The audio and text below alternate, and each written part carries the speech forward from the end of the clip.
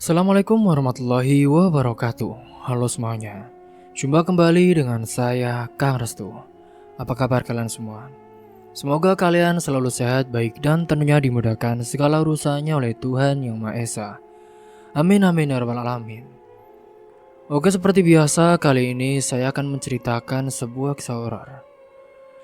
Dan bagi kalian yang baru bergabung, jangan lupa klik tombol subscribe-nya. Klik juga lonceng notifikasinya serta like video ini agar kalian semua tidak ketinggalan cerita-cerita menarik dari channel kami. Oke, terima kasih. Dan langsung saja tanpa berlama-lama lagi. Ini dia kisahnya. Alia, wanita yang kesuciannya direnggut dan juga nyawanya ikut direnggut. Sepulangnya dari sekolah, Alia langsung menuju kamar mandi untuk membersihkan diri. Hawa malam yang mulai terasa dingin membuatnya ingin segera mandi air hangat. Setelah selesai, ia berganti pakaian dan menuju ruang makan, di mana kedua orang tuanya, Pak Helmi dan juga Bu Hana, sudah menunggunya. "Kenapa pulang malam lagi, Nak? Kamu gak capek emangnya? Jangan sibuk-sibuk loh, Ibu khawatir," tanya Bu Hana dengan nada khawatir, menyodorkan sepiring nasi dan juga lauk ke hadapan Alia. Alia tersenyum tipis lalu mulai makan dengan perlahan. "Iya Bu, tadi ada tambahan rapat untuk acara ulang tahun sekolah. Aku kan ketua OSIS Bu, jadi aku harus memastikan semuanya berjalan lancar." Pak Helmi yang duduk di seberang meja pun mengangguk dengan pelan. "Nah, kami mengerti tanggung jawabmu, tapi kamu juga tetap jaga kesehatan ya. Jangan sampai kamu terlalu memforsir diri. Jangan memaksakan diri." Alia menatap ayahnya dengan penuh rasa hormat. "Iya Pak, aku akan hati-hati. Ini kan hanya sementara, sampai acaranya selesai Pak." Setelah makan malam, Alia membantu ibunya membersihkan meja makan. Sementara itu, pikiran tentang kejadian beberapa hari terakhir kembali menghantui dirinya. Hubungan dengan Dana dan juga ancamannya terhadap Arman terus membuatnya merasa gelisah. Ia mencoba mengalihkan pikiran dengan membantu pekerjaan rumah kecil, lalu naik ke kamarnya. Di dalam kamar saat itu, Alia merebahkan diri di atas kasur. Telepon genggamnya berdering menampilkan nama Arman di layar saat itu. Ia pun segera menjawab panggilan itu dengan senyum kecil di wajahnya. "Halo sayang, gimana kabarmu?" tanya Alia dengan nada lembut. Suara Arman terdengar sedikit lemah, tetapi ia berusaha terdengar ceria. "Aku baik-baik saja kok. Lagian, luka-luka ini gak separah kelihatannya. Maaf ya, aku belum bisa banyak bantu. Kamu juga kan sekarang masih sibuk ya, ngurus acara sekolah." "Gak apa-apa, yang penting kamu fokus sembuh dulu. Semua tanggung jawab ini sudah tugasku sebagai ketua OSIS," jawab Alia saat itu. "Ya, tapi kan aku tetap merasa gak enak sama kamu. Kamu kerja keras sendirian, sementara aku gak bisa ada di sana buat kamu," ujar Arman dengan nada menyesal. "Sayang, kehadiranmu saja sudah cukup. Aku tahu kamu selalu mendukungku. Meski dari jauh, itu sudah lebih dari cukup," ucap Alia tersenyum lembut. Sejenak ada keheningan di antara mereka. Alia mendengar hembusan nafas Arman dari ujung telepon. Sementara ia sendiri berusaha menenangkan pikirannya. Hubungan mereka memang sedang diuji oleh banyak hal, terutama oleh ulah Dana yang sekarang mulai masih mengancam. "Ya, aku kan khawatir sama kamu sayang. Dana juga kan, dia bukan orang yang mudah menyerah. Apalagi aku juga tahu kalau dia itu suka kamu. Jadi aku gak mau dia ini mengganggu kamu lagi." "Sayang, aku tahu. Aku juga merasa khawatir. Tapi aku gak mau hidup terus-terusan diliputi ketakutan. Kita harus percaya ya, kalau semuanya akan baik-baik saja," ucap Alia menenangkan Arman di ujung telepon. Arman mengangguk saat itu, meski ia tahu Alia tidak bisa melihatnya. "Makasih ya sayang, Aku janji akan melakukan apa saja untuk melindungi kamu, apapun yang terjadi. Iya, aku juga akan jaga diri sayang, dan aku janji kita akan melewati semua ini bersama, jawab Alia. Setelah beberapa saat berbicara tentang hal-hal ringan untuk mengurangi ketegangan, mereka akhirnya mengakhiri percakapan. Alia meletakkan ponselnya di meja samping tempat tidur, lalu menarik selimut hingga ke dada. Matanya memandang langit-langit kamar yang gelap, sementara pikirannya kini dipenuhi dengan rencana-rencana untuk hari besok. Singkat cerita, pada keesokan harinya, Alia pun kembali disibukkan dengan persiapan acara ulang tahun sekolah. Sebagai ketua OSIS, ia memang harus selalu memastikan semua bagian dari acara berjalan dengan lancar. Mulai dari pembagian tugas hingga latihan akhir untuk para pengisi acara. Meskipun memang sangat melelahkan, Alia tetap melakukannya dengan penuh semangat dan juga tanggung jawab. Namun di tengah kesibukannya, Alia tak bisa mengabaikan tatapan-tatapan aneh dari beberapa siswa lain. Sepertinya rumor yang disebarkan Dana masih terus menyebar saat itu. Beberapa siswa pun bahkan terlihat berbisik-bisik saat ia lewat. Alia yang berusaha mengabaikan semua itu, tetapi di dalam hatinya ia merasa sedikit terluka. Ia tahu tidak semua orang yang mendengar rumor itu akan berpikir jernih dan mencari tahu kebenarannya.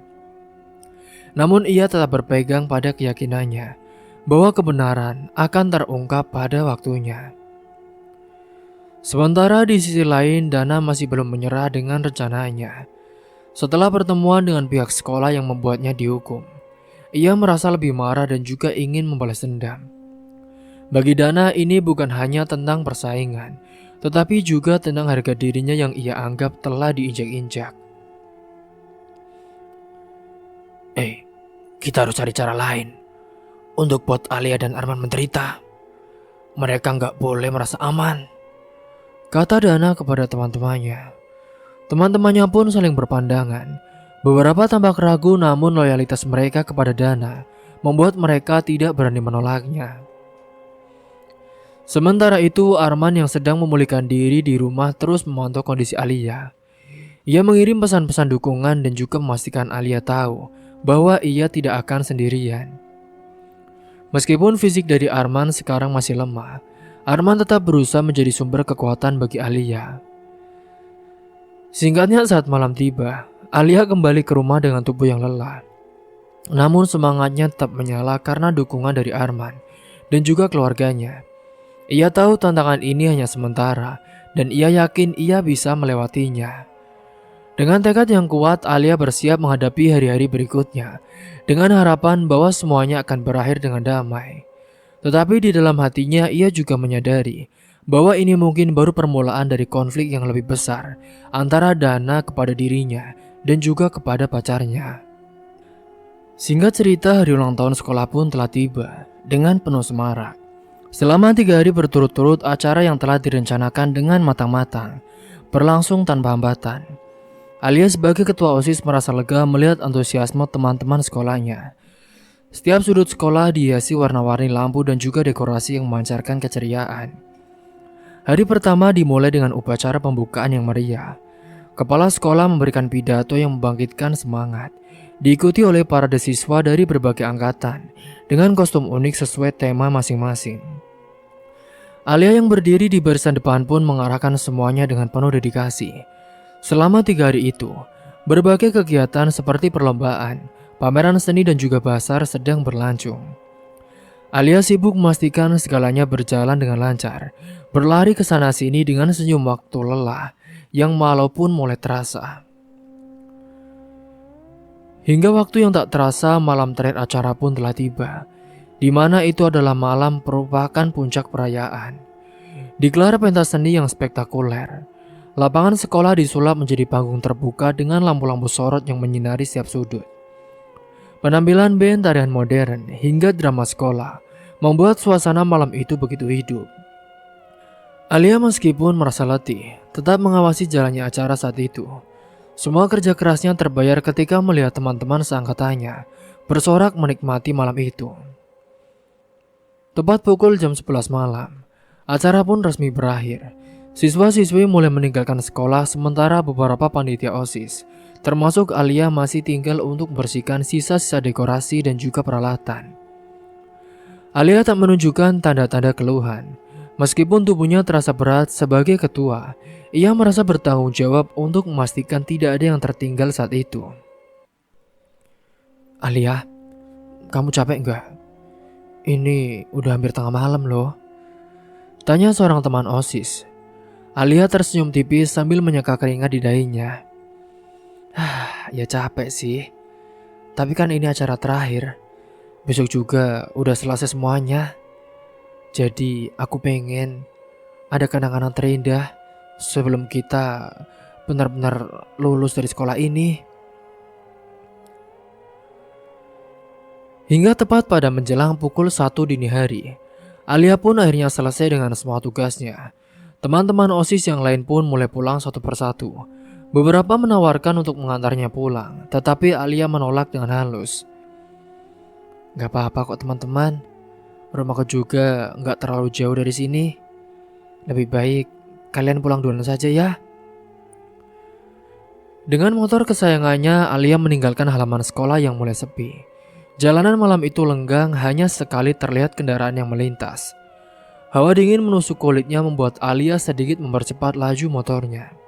Namun ia merasa ada yang aneh. Dari spion motornya saat itu, ia melihat beberapa lampu motor mengikuti di belakangnya. Awalnya Alia berpikir mungkin itu hanya kebetulan, tetapi jarak yang terus mendekat membuatnya mulai merasa cemas. Alia yang mencoba tetap tenang pun dan memacu motornya lebih cepat. Namun kelompok motor itu juga mempercepat lagu mereka. Jumlahnya ada sekitar 5 motor, dengan suara knalpot bising yang memecah keheningan malam. Mereka mengepung Alia memaksanya untuk melambatkan. Hingga salah satu dari mereka pun berteriak, mau kemana Neng? Malam-malam ini kok masih keluyuran? Jangan buru-buru dong. Ayo layani kita dulu. Kita kan cuma mau kenalan. Ucapnya. Alia panik, ia pun mencoba mencari jalan keluar. Tetapi jalur yang sepi membuatnya tidak punya banyak pilihan. Gerombolan itu pun semakin mendekat mengepungnya di tengah jalan. Hingga salah satu dari mereka bahkan mencoba meraih tangan Alia, membuat gadis itu semakin ketakutan. Hentikan, jangan sentuh aku. Jangan berani-berani sentuh aku, teriak Alia berusaha memberanikan diri. Namun gerombolan itu hanya tertawa. Jangan keras-keras satu Neng. Jam segini gak ada yang bakal nolongin kamu di sini. Lebih baik kamu ikut Om aja ya. Enak kok, dijamin pasti enak. Saat itu Alia pun merasa jantungnya berdegup dengan kencang. Ia berusaha mengingat semua teknik pertahanan diri yang pernah diajarkan di pelatihan PMR. Tetapi jumlah mereka yang terlalu banyak. Dalam keputusasaan, Alia pun hanya bisa berharap bahwa ada seorang yang datang untuk menolongnya. Tiba-tiba dari kejauhan terdengar deru motor yang berbeda. Itu adalah sebuah motor, di mana motor itu melaju dengan kecepatan tinggi mendekati mereka. Gerombolan itu sempat terkejut dan melonggarkan kepungan mereka. Sosok yang mengendarai motor itu. Akhirnya mereka semua mendekati Alia dan ia mengenalinya. Itu adalah Dana. Alia tak percaya melihat Dana muncul di tengah malam seperti ini. Dana, gumamnya dengan lirih. Dana menatap gerombolan itu dengan tajam. Kalian ini gak punya urusan sama dia. Pergi sekarang, sebelum aku bikin kalian menyesal, ucap Dana dengan tegas. Salah satu anggota gerombolan itu pun tertawa kecil. Ada pahlawan kesiangan nih. Kamu pikir bisa ngelawan kita semua sendirian? Dana tidak menjawab, ia pun memarkir motornya dengan tenang dan berdiri tepat di hadapan mereka. Sini lawan gua, coba aja kalau lo berani. Melihat keberanian Dana, gerombolan itu pun mulai mundur sedikit. Mereka saling bertukar pandang menyadari bahwa Dana bukanlah tipe orang yang mudah dihadapi. Setelah beberapa saat, mereka pun memutuskan untuk pergi, menggerutu sambil menyalakan motor mereka kembali. Alia yang masih terdiam pun tubuhnya gemetar saat itu. Dana mendekatinya dengan wajah serius. Alia, kamu gak apa-apa kan? Alia mengangguk pelan meskipun air mata pun mulai mengalir di pipinya. Dana, terima kasih ya. Terima kasih kamu sudah nolongin aku. Aku gak tahu harus bilang apa. Kalau kamu gak datang, aku juga gak tahu apa yang bakal terjadi. Mungkin mereka semua sudah memperkosaku. Dana menatapnya dengan ekspresi yang sulit dibaca. Kamu tenang saja. Aku gak bakal biarin sesuatu yang buruk terjadi sama kamu, Alia. Aku memang benci sama Arman, tapi aku gak pernah bisa benci sama kamu. Kata-kata Dana membuat Alia terdiam. Ia tahu Dana punya perasaan padanya sejak dulu. Tetapi situasi ini membuat semuanya terasa rumit. Dana, aku menghargai apa yang kamu lakukan. Tapi kamu tahu kan, aku hanya menganggap kamu teman. Dana tersenyum tipis meskipun sorot matanya menyeratkan rasa sakit. Aku tahu Alia, tapi itu gak masalah. Yang penting kamu selamat. Lagian kan, memang semuanya berawal dari teman. Ucap dari Dana. Dia pun semakin mendekati Alia, menatapnya semakin dekat kepada wajahnya. Dia yang sudah tidak tahan dengan nafsunya. Dia pun langsung memegang tubuh Alia. Namun saat itu, Alia pun marah kepada Dana. Dana, apa yang kamu lakukan? Maaf Alia, maaf, aku terbawa suasana. Hingga singanya saat itu Alia pun terdiam. Setelah memastikan Alia tidak terluka, Dana lalu mengantar gadis itu pulang. Selama perjalanan Alia juga merasa bingung dan perasaan yang bercampur aduk. Di satu sisi ia bersyukur Dana datang menyelamatkannya. Namun di sisi lain, ia tahu kehadiran Dana ini memicu masalah baru dengan Arman. Apalagi dengan dia tadi yang mau berbuat seono-ono kepadanya. Hingga singkat cerita sampainya di depan rumah, Alia pun turun dari motor dan menatap Dana dengan penuh rasa terima kasih. Dana, sekali lagi terima kasih ya. Iya Alia, kamu jaga diri baik-baik ya. Kalau ada apa-apa, jangan ragu untuk hubungi aku. Alia pun masuk ke dalam rumah sementara Dana, dia pergi dengan motornya. Namun di dalam hatinya Dana tahu perasaannya pada Alia tidak akan pernah berubah. Meskipun ia sadar Alia ini sudah memilih Arman, namun dia akan tetap berusaha untuk mendapatkan hati Alia. Jika tidak, seenggaknya dia akan menikmati tubuh Alia suatu saat nanti. Setelah mengantar Alia pulang, Dana kembali mengendari motornya menyusuri jalanan malam yang sepi. Pikiran tentang apa yang baru saja terjadi membuat hatinya campur aduk. Ia tidak bisa menyangkal bahwa perasaan cintanya kepada Alia masih sangatlah besar. Tetapi ia juga tahu bahwa Alia telah memilih Arman dan itu membuatnya merasa tidak berdaya. Namun di tengah rasa galau itu, Dana menyimpan rasa besar. Ternyata geng motor yang tadi menghadang Alia itu bukan sekedar kebetulan. Mereka adalah orang-orang suruhannya yang awalnya diminta untuk menciptakan situasi menegangkan agar ia bisa muncul sebagai pahlawan. Rencana Dana sebenarnya sederhana. Ia ingin membuat Alia merasa berutang budi kepadanya dan perlahan membuka hati. Serta ketika ada kesempatan di malam yang sepi itu, dia ingin sekali menikmati Alia dan juga bibirnya. Tapi saat ia melihat Alia begitu ketakutan, hatinya pun goyah dan tidak jadi menyentuh tubuh Alia. Gua nggak bisa terus kayak gini. Gumam Dana sambil menghentikan motornya di pinggir jalan. Ia pun menatap jauh ke depan, mencoba melawan perasaan bersalah yang mulai muncul. Sementara itu di rumah, Alia masuk ke kamarnya dengan pikiran yang kacau. Ia belum bisa melupakan kejadian tadi. Bagaimana gerombolan itu mengepungnya lalu tiba-tiba Dana muncul menyelamatkannya. Meskipun ia merasa lega ada sesuatu yang ganjil tentang semuanya. Apalagi saat Dana menunjukkan sikap yang lebih dekat dari biasanya. Setelah mengganti pakaian saat itu, Alia pun berbaring di tempat tidur. Telepon genggamnya tergeletak di atas meja samping. Ia sempat berpikir untuk menelpon Arman dan menceritakan kejadian tadi. Tetapi ia mengurungkan niatnya. Arman sudah banyak masalah. Dia juga lagi fokus sembuh. Aku nggak mau tambah beban buat dia, pikir Alia saat itu. Alia pun akhirnya memutuskan untuk menyimpan kejadian itu sendiri. Ia meyakinkan dirinya bahwa semuanya sudah selesai dan tidak akan ada yang berubah. Namun jauh di dalam hatinya ia merasa cemas. Sikap Dana yang mendekatinya tadi malam menimbulkan tanda tanya besar saat itu. Di tempat lain, Dana kembali berkumpul dengan gerombolan motornya di sebuah tempat terpencil. Mereka kini duduk melingkar di pinggir jalan dengan asap rokok mengepul dari beberapa anggota. Sebenarnya rencana tadi itu berhasil atau enggak sih, Dan? Tanya salah satu dari temannya. Kelihatannya cewek itu masih nolak kamu ya. Diamlah, gue gak mau bahas itu lagi sekarang. Dan lo yakin ini cara yang benar? Gue tahu lo suka banget sama dia, tapi ini kayaknya udah terlalu jauh deh, Dan. Ucap yang lainnya. Dana menghela nafas panjang. Gue cuma pengen dia sadar kalau Arman itu gak pantas buat dia. Gue yang sudah selalu ada buat dia. Gue yang peduli sama dia.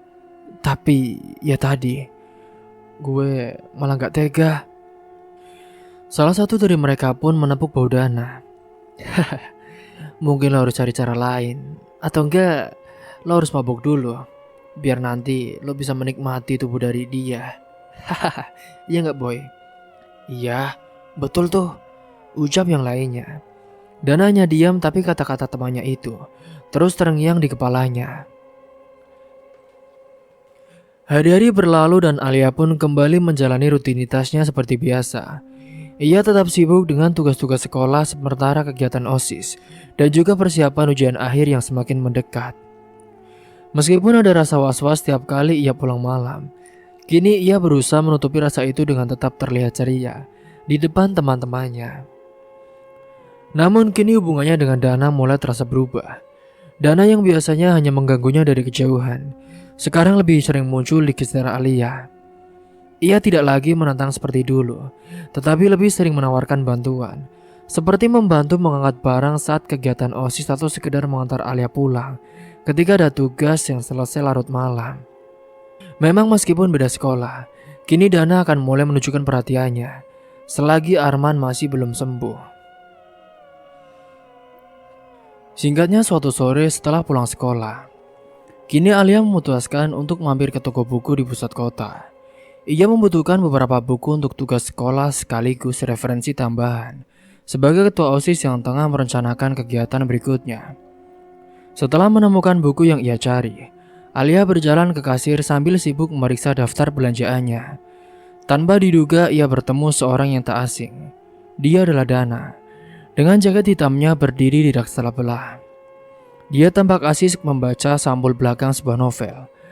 Alia yang sedang merasa kikuk, ia pun tak menyangka akan bertemu Dana di tempat seperti ini. Loh, Alia? Panggil Dana sambil tersenyum lebar. Alia yang sedikit terkejut pun dan juga menoleh. Dana, kamu ngapain di sini? Ya sama kayak kamu cari buku. Gak nyangka ya, ketemu kamu di sini. Kamu sendiri? Jawab Dana santai sambil menyelipkan novel ke raknya. Iya, aku mau beli buku buat tugas sama nyari bahan. Rajin banget ya kamu, udah cantik, seragam, rajin, baik. Idaman banget, biar gue bantuin ya. Ujar Dana sambil mengambil beberapa buku dari tangan Alia tanpa menunggu jawabannya. Alia merasa tak enak, tetapi ia pun tidak langsung menolak. Gak usah repot-repot Dana, aku bisa sendiri kok. Dana hanya tersenyum kecil dan tetap membawa buku itu. Setelah Alia selesai membayar di kasir, Dana menatapnya dengan ekspresi serius namun ramah. Alia, gue ada waktu luang hari ini. Boleh gak gue traktir makan? Anggap aja gue mau balas ucapan terima kasih. Alia terdiam sejenak. Sebuah perasaan ragu pun menyelimutinya.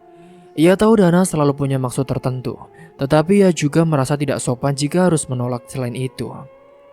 Alia merasa Dana telah menolongnya di malam yang menegangkan itu. Jadi saat itu akhirnya dia pun sedikit canggung. Dia lalu mau pelan menerima tawaran dari Dana.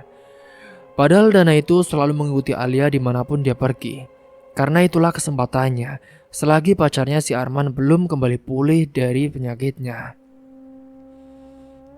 Oke deh Dana, tapi cuma sebentar aja ya. Gue takut Arman tahu. Oke, gue tahu tempat makan enak di sekitar sini, ucapnya dengan puas.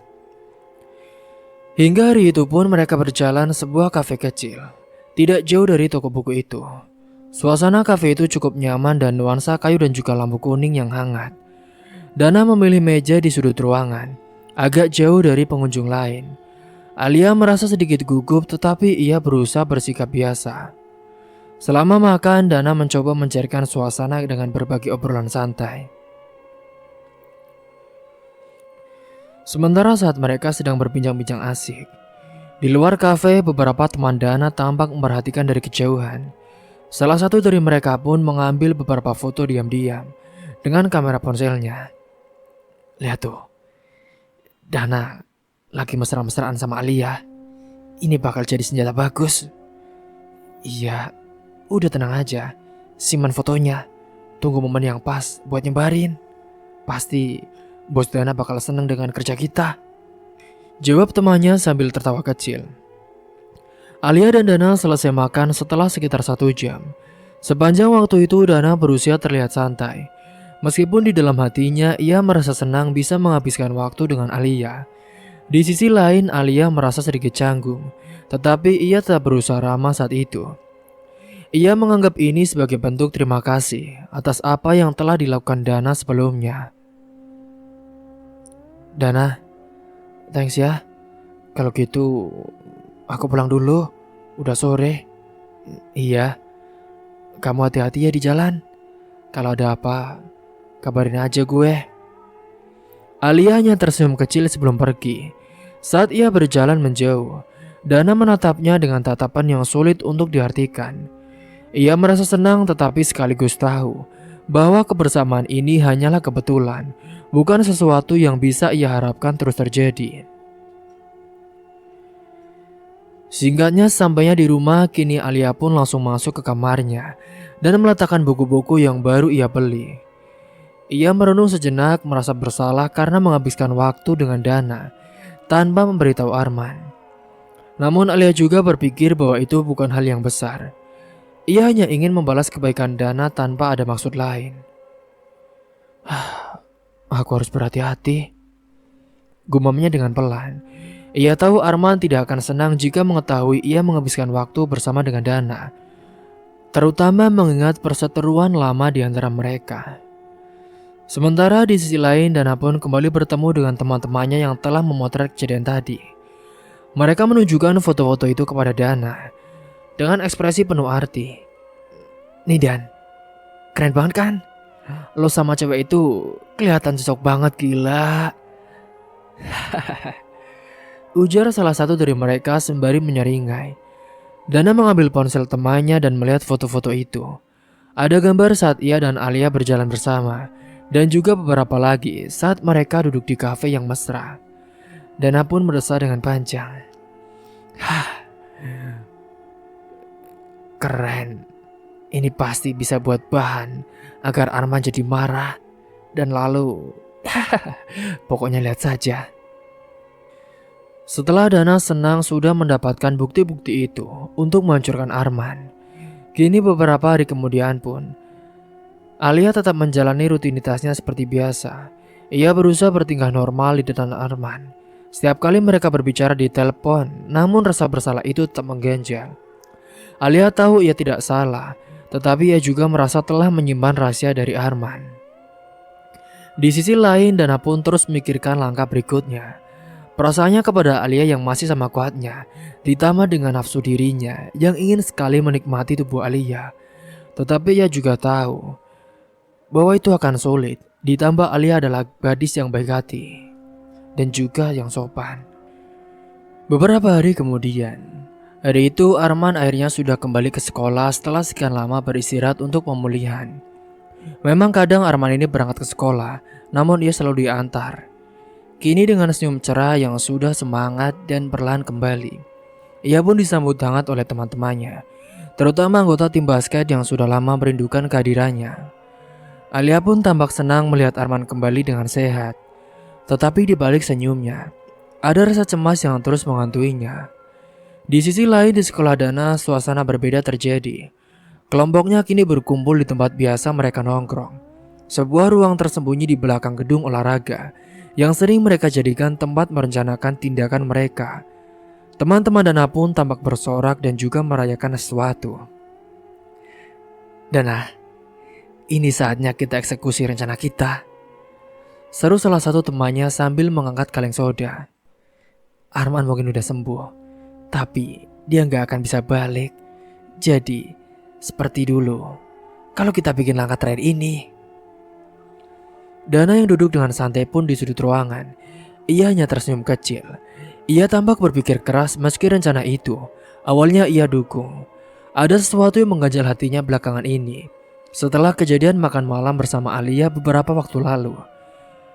Ia sebenarnya mulai merasakan bersalah, namun ia sudah tidak peduli lagi. Ini bakal jadi pukulan terakhir buat mereka. Iya, tapi gue belum mau buru-buru. Kita tunggu momen yang pas saja. Sementara itu, sepulang sekolah, kini Arman pun mengajak Alia pulang bersama. Ia ingin menghabiskan waktu lebih banyak dengan Alia setelah merasa kehilangan selama masa pemulihannya. Kira-kira 2 minggu. Di perjalanan pulang saat itu, Arman mulai merasakan ada sesuatu yang aneh dengan sikap Alia. Pacarnya itu terlihat tidak seceria biasanya dan lebih banyak diam. "Sayang, kamu kenapa sih? Kamu kok kelihatan gak seperti biasanya? Apa ada yang salah?" Alia tersendak dari lamunannya. "Enggak kok, Man. Aku cuma lagi capek aja. Lagi banyak tugas di sekolah." Arman tersenyum tipis saat itu, tetapi hatinya tidak sepenuhnya percaya. Ia mengenal Alia terlalu baik untuk tidak menyadari ada yang mengganjal di pikirannya. Namun ia memilih untuk tidak memaksa. "Kalau ada apa-apa, cerita dong ke aku. Aku ini pasti selalu ada buat kamu." Alia mengangguk saat itu, tetapi dalam hatinya ia merasa bersalah. Rahasia tentang pertemuannya dengan Dana dan juga semua kejadian yang melibatkan Dana belakangan ini menjadi beban yang semakin berat bagi dirinya. Alia tahu Arman tidak akan menyukai fakta bahwa Dana, musuh lamanya, kini hadir dalam hidup mereka dengan cara yang tak terduga. Apalagi penyakit atau sakit yang dirasakan oleh Arman disebabkan oleh gerombolan-gerombolan dari Dana yang telah mengepungnya dan juga menghancurkannya.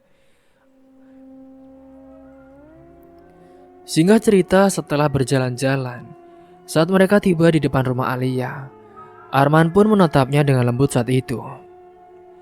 "Sayang, aku senang bisa bareng kamu lagi. Maaf ya, selama ini aku gak bisa nemenin kamu. Sekarang aku sudah sembuh. Aku bakal lebih banyak ada buat kamu." Alia pun tersenyum kecil. "Aku juga senang kamu udah sembuh, sayang. Aku gak apa-apa kok. Sudah ya, kamu jangan terlalu mikirin aku." Arman mengangguk dan melambaikan tangan sebelum pergi. Namun saat berjalan menjauh, perasaan aneh itu pun masih menyelimuti pikirannya. Ia tahu ada sesuatu yang belum dikatakan oleh Alia, tetapi ia memutuskan untuk memberi waktu. Singkat cerita, di malam hari saat Alia berbaring di tempat tidurnya dengan pikiran yang masih berputar, ia mengingat kembali semua kejadian sejak malam ia diselamatkan oleh Dana. Mulai dari pertemuan tak terduga di toko buku hingga makan bersama yang ia anggap sebagai balas budi. Namun sekarang semua itu terasa seperti bom waktu yang siap meledak kapan saja. Alia tidak tahu bagaimana harus menjelaskan semuanya kepada Arman tanpa menimbulkan masalah besar. Arman pasti gak akan ngerti. Atau mungkin dia bakal marah banget. Gumam Alia dengan nada gelisah. Ia memejamkan matanya, tetapi bayangan kejadian-kejadian itu terus menghantuinya. Di saat yang sama Arman juga gelisah di rumahnya saat itu. Ia berbaring sambil menatap langit-langit kamar, memikirkan sikap Alia yang berubah. Alia kenapa ya? Apa mungkin dia capek karena kegiatan OSIS? Atau ada hal lain yang gak dia ceritain kepada aku? Pikirnya. Arman tidak bisa menahan rasa khawatirnya saat itu, tetapi ia juga tidak ingin menekan Alia lebih jauh. Sementara di tempat lain, Dana dan kelompoknya pun kembali berkumpul. Mereka mulai membahas langkah terakhir yang akan mereka ambil untuk menghancurkan Arman. Salah satu temannya menunjukkan foto-foto Alia dan juga Dana yang diambil diam-diam saat mereka di kafe. Foto ini cukup. Kalau kita sebarkan ke sekolah Arman, pasti semua orang bakal percaya kalau ketua OSIS mereka kini jadian dan udah deket sama lo, rival sekolah mereka. Pasti Arman bakal hancur dan Alia pasti akan dijauhi oleh semua orang, ujar salah satu dari mereka dengan nada puas. Dana pun mengambil ponsel itu dan menatap foto-foto tersebut dengan ekspresi rumit. Di satu sisi ia sangat senang karena ini adalah kesempatan untuk membalas dendam Arman. Tapi di sisi lain, ia juga merasa perbuatannya semakin melampaui batas. Tapi apa boleh buat, dia sudah sangat tergila-gila kepada Alia. Hingga singkat cerita saat itu, hari-hari berlalu dengan ketegangan yang terus meningkat. Alia masih mencoba bersikap seperti biasa, tetapi hatinya terus merasa berat. Arman meski tidak mengatakan apa-apa mulai mencurigai ada sesuatu yang sedang disembunyikan oleh Alia. Sementara itu Dana berada di tengah dilema antara perasaannya pada Alia dan juga loyalitas kepada kelompoknya. Namun saat itu Dana bersikeras bahwa dia harus bisa memiliki Alia kembali dari Arman. Hari-hari itu pun Alia yang sedang duduk di taman belakang sekolah menikmati waktu luangnya sambil membaca buku. Hawa sejuk dan juga suara burung yang bersaut-sautan sedikit banyak membantu menenangkan pikirannya yang belakangan ini terus-menerus gelisah. Namun ketenangan itu terusik ketika ponselnya bergetar tepat di meja kecil di sampingnya. Alia mengambil ponsel itu dan melihat nama pengirim pesan di layar. Itu adalah Dana. Hatinya langsung berdebar dengan kencang. Sejak kejadian mereka makan bersama, Dana beberapa kali mengirim pesan dengan nada ramah. Tetapi kini Alia merasa firasatnya buruk. Dengan ragu Alia pun membuka pesan itu. Alia, gue butuh lo lagi. Besok setelah sekolah, lo harus ikut gue ya. Ada tempat bagus yang pengen gue tunjukin. Alia pun membaca pesan itu dengan cemas. Selama ini ia berusaha menjaga jarak dari Dana tanpa bersikap kasar, berharap Dana akan mundur dengan sendirinya. Tapi pesan itu terasa berbeda. Ada nada memangsa di dalamnya. Alia pun mengetik balasan dengan hati-hati. Maaf ya Dan, aku lagi sibuk sama urusan OSIS. Mungkin lain kali. Pesan itu pun terkirim, tetapi dalam hitungan detik balasan dari Dana pun mulai muncul. Gue gak tanya lo sibuk atau enggak ya. Ini bukan permintaan. Kalau lo gak mau datang, gue punya sesuatu yang bikin lo nyesel. Alia tertegun dengan kata-kata itu langsung menusuk ke hatinya. Ia pun segera membalas berusaha menjaga ketenangan, meskipun tangannya sedikit gemetar saat itu. Maksud kamu apa ya Dana? Lalu datang balasan yang membuat nafas Alia tercekat. Ini foto-foto kita waktu di kafe. Lo pikir gue gak bakal pakai itu? Kalau lo gak mau ikut gue pastikan foto itu menyebar di sekolah lo, bahkan di tempat Arman. Gimana Lia? Masih mau menolak? Alia terdiam menatap layar ponselnya dengan perasaan campur aduk. Ia tahu Dana bukan orang yang sepenuhnya bisa dipercaya, tetapi dia tidak menyangka Dana akan sejahat ini. Selama ini dia pikir Alia Dana hanya ingin mendekatinya dengan cara biasa, tetapi ternyata dia sudah merencanakan semuanya. Kini ancaman ini pun membuktikan bahwa firasat buruknya telah benar. Alia pun mencoba berpikir jernih saat itu. Jika ia langsung menolak atau menentang Dana, ada kemungkinan ancaman itu akan direlasikan. Tetapi jika ia mengikuti permintaan Dana, ia takut terjebak lebih dalam permainan yang tidak ia inginkan. Dengan berat hati pun Alia mengetik balasan. Dana, aku mohon jangan sebarkan foto itu. Aku tidak mau aku mencoreng nama baik sekolahku. Apalagi kan sekolah kita rival. Aku tidak mau mengkhianati Arman juga. Baiklah, besok setelah sekolah aku mau kita ketemu. Alia merasa marah dan juga takut. Marah karena Dana memanfaatkan kebaikannya, dan takut karena ia tahu ancaman itu bisa menghancurkan hubungannya dengan Arman dan juga merusak citra nama baik sekolah. Apalagi dia adalah ketua OSIS-nya. Hingga keesokan harinya, Alia menjalani hari-harinya di sekolah dengan perasaan tertekan. Ia berusaha bersikap dewasa dan juga biasa di depan Arman serta teman-temannya. Tetapi dalam hatinya ia tidak bisa berhenti memikirkan pertemuannya dengan Dana setelah sekolah nanti. Arman pun sempat bertanya kepada Alia yang tampak tidak fokus saat itu. Tetapi Alia hanya menjawab bahwa ia sedang lelah. Hingga hari itu pun ada perasaan berbeda dari Alia kepada Arman yang membuat Arman semakin curiga. Namun ia tidak mempedulikannya. Dia pun tetap menjalani hari-hari biasanya seperti biasa di sekolahnya.